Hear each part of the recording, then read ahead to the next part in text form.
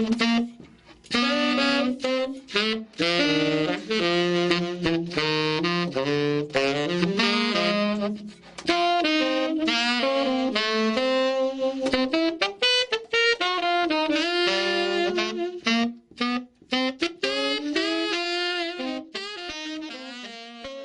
when I started studying with you, the very first thing that you had me do was play this long tone exercise that had kind of become the fundamental building block of my practice routine, and I suspect is the fundamental building block for many of your students' practice routines. Mm-hmm. Let's talk about that exercise. It sort of came to me in a conversation with a friend of mine, Dion Parson, mm-hmm. drummer, and we were talking about rudiments on the drums and talking about different ways to work on fundamentals with rhythm on the instrument, and I was talking to him about practicing long tones and trying to develop my sound, and it occurred to him, I don't know, in passing, that maybe I should try to work on long tones in rhythm, since music is the collection of sound in time and space. So a lot of times we want to try to find ways that will help us facilitate that. So practicing a long tone just to see how long you could play it wasn't necessarily a musical thing to do. Yeah. It was sort of like, how long can you hold your breath underwater, sort of contest. But and you could work on dynamics that way and different levels of crescendos and stuff like that. But how do you work on playing in tempo and playing in different tempos and connect with your ear and connect with your sound?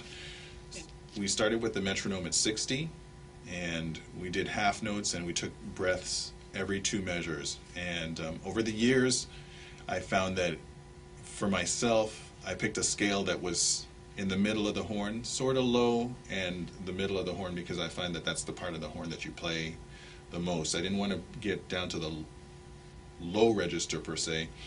So over the years, I settled on an E flat on the instrument. I practiced taking the double breath every two measures.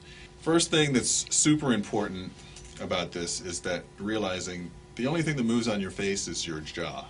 Okay, so you can set your top teeth in position where it's going to be. And to take your breath, you want to emulate yawning, pretty much. Okay, so I'll exaggerate. I mean, the breath, the 2 parts of the breath, eventually you incorporate this into one big breath, and then the third step is to play almost in tempo. So 1, 2, 3. So it'd be something like this.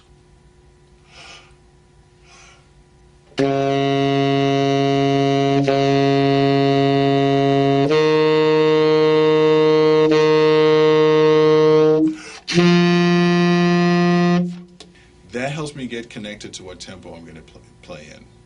Okay, so if you're playing at faster tempos, obviously you're going to take more beats to take your in-breath and play. And remembering to not hold the air. Once you've taken the breath, you want to release it. So it's a flowing motion, breath, breath, play. You want the air to flow freely from you as though you were speaking from the horn, or from your body into the horn. Correct. I mean, you never want there to be any hesitation, mm-hmm. Between your in breath and playing into the horn. I build a lot of things around this. We start with the half notes, and you can go in many different directions with this exercise to work on the fundamentals of the instrument. You can work on articulation by incorporating quarter notes or eighth notes or any sort of rhythmic pattern into those 4 beats for each note that you play. You can work on dynamics. You can work on... You can probably do dynamics and eighth notes and articulation at the same time. All at the same time. The most important thing is to remember to take the breath mm-hmm. every 2 measures. And try to give the impression to the listener that the note as you breathe between the notes, that the note that you're letting go of to take the breath and continue with, that note is going forward.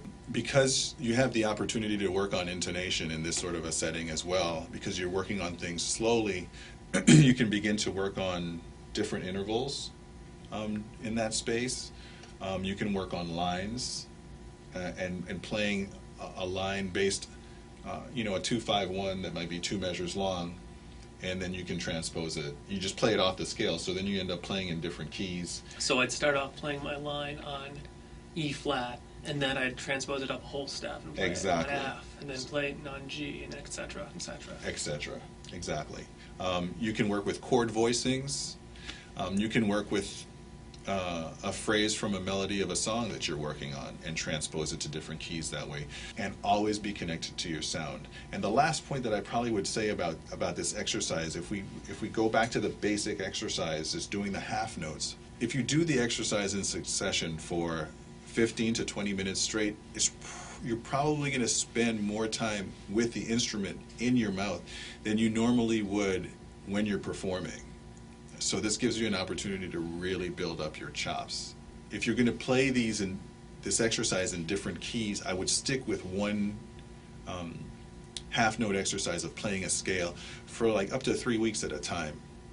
Really spend a lot of time in one area so you can really start to feel what each of those notes feels like every day, over and over. There's nothing wrong with repetition.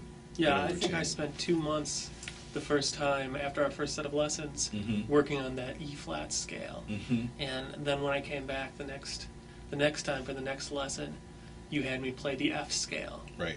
And then I've since taken it and moved on, and here we are 10 years later, and I don't think we've gotten together to play since then, that we haven't worked out that exercise a bit. We always come back to that. Yeah.